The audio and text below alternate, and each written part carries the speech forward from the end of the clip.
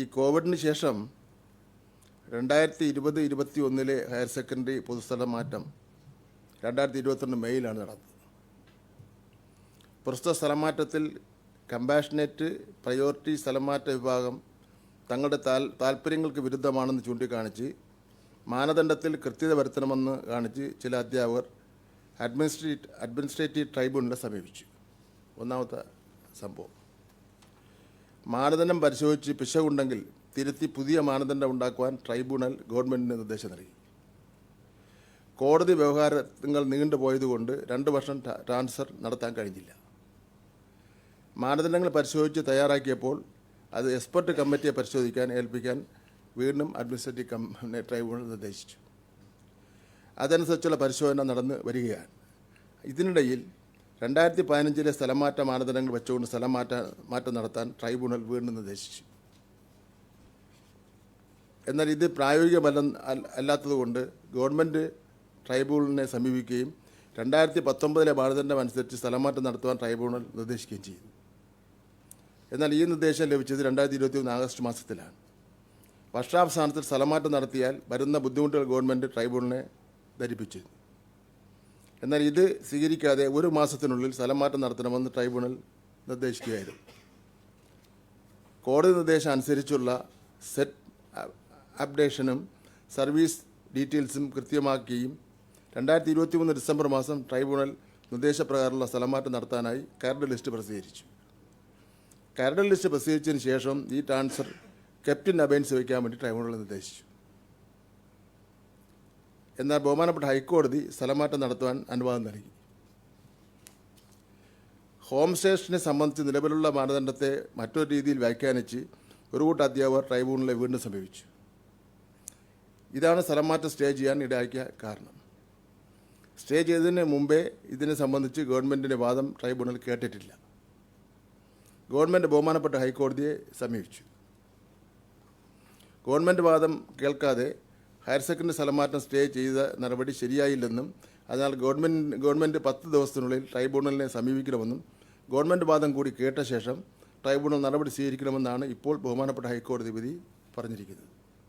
ഈ വിധിയുടെ അടിസ്ഥാനത്തിൽ ട്രൈബ്യൂണലിന് സമീപിക്കുന്നതിനുള്ള നടപടികൾ പുരോഗമിച്ചു വരികയാണ്. അതാണ് അപ്പം നമ്മുടെ ഒരു ബുദ്ധിമുട്ട് കൂടെ എല്ലാവരും മനസ്സിലാക്കണം.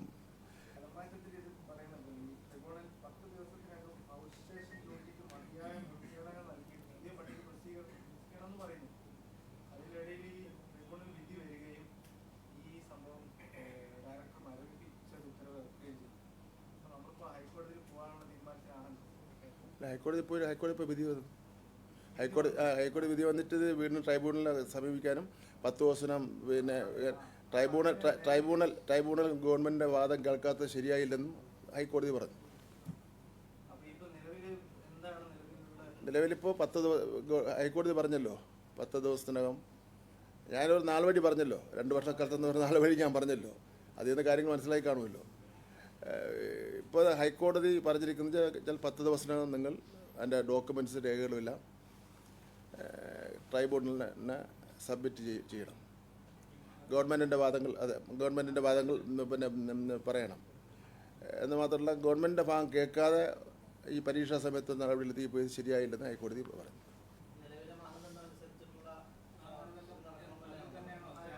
എന്താ നോട്ടിഫിക്കേഷൻ കൊടുത്തത് നടപടി സ്വീകരിക്കുന്നത് ഒരു നോട്ടിഫിക്കേഷൻ്റെ അടിസ്ഥാനത്തിലാണ്. ആ നോട്ടിഫിക്കേഷൻ്റെ സമയത്ത് കൊടുത്തിട്ടുള്ള മാനദണ്ഡങ്ങളിൽ നിന്ന് നമ്മൾ മാറണമെങ്കിൽ പുതിയ നോട്ടിഫിക്കേഷൻ ഇറക്കേണ്ടി വരും. നിലവിലുള്ള നോട്ടിഫിക്കേഷൻ്റെ അടിസ്ഥാനത്തിൽ തന്നെ കാര്യങ്ങൾ തീരുമാനിക്കാനാണ് ബഹുമാനപ്പെട്ട ഹൈക്കോടതി അതിനെ സംബന്ധിച്ച് ട്രിബ്യൂണലിനോട് സമീപിക്കാൻ വേണ്ടി സർക്കാരിനെ ആവശ്യപ്പെട്ടിരിക്കുന്നത്.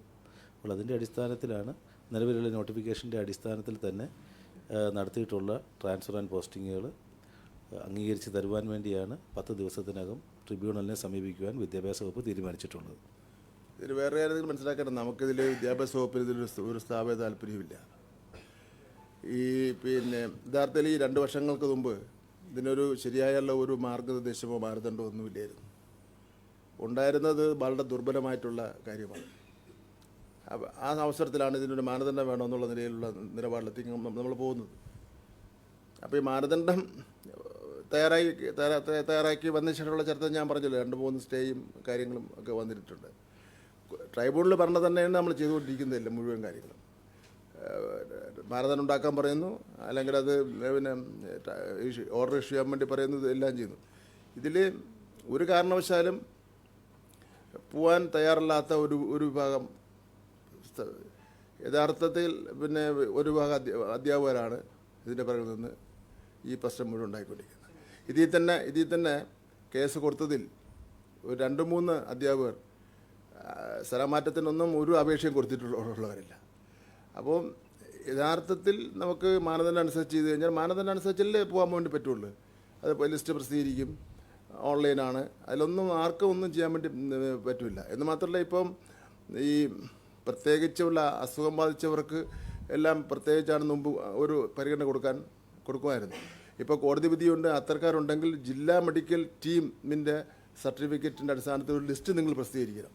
ആ ലിസ്റ്റിൽ നിന്ന് 1, 2, 3 എന്നെടുത്ത് മാത്രമേ നിങ്ങൾ സ്ഥലമാറ്റം കൊടുക്കാൻ വേണ്ടി പാടുള്ളൂ.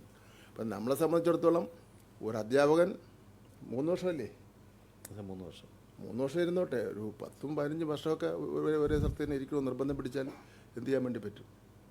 അതാണ് ഗവൺമെൻറ് നിലപാട്.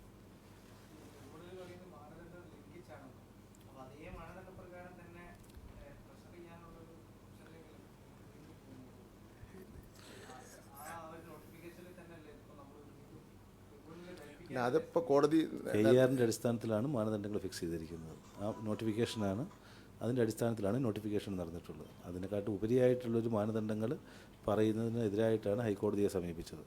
അപ്പോൾ ആ സർക്കാർ പറയുന്ന ഭാഗം ഒന്നുകൂടി പരിശോധിക്കാനാണ് ട്രിബ്യൂണലിന് നിർദ്ദേശം നൽകിയിട്ടുള്ളത്.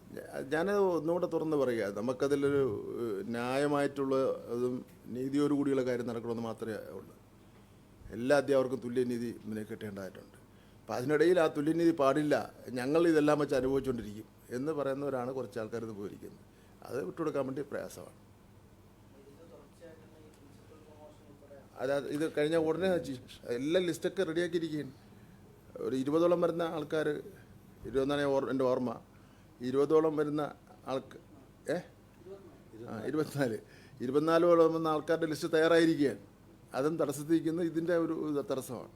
നമുക്ക് പ്രിൻസിപ്പാൾമാർ വളരെ അത്യാവശ്യമാണ്. അത് മിക്കവാറും ഈ ബഹുമാനപ്പെട്ട ട്രൈബ്യൂണൽ ഇക്കാര്യങ്ങൾ മനസ്സിലാക്കി ആവശ്യമായ തീരുമാനം കൈക്കൊള്ളുമെന്നാണ് ഞാൻ പ്രതീക്ഷിക്കുന്നത്.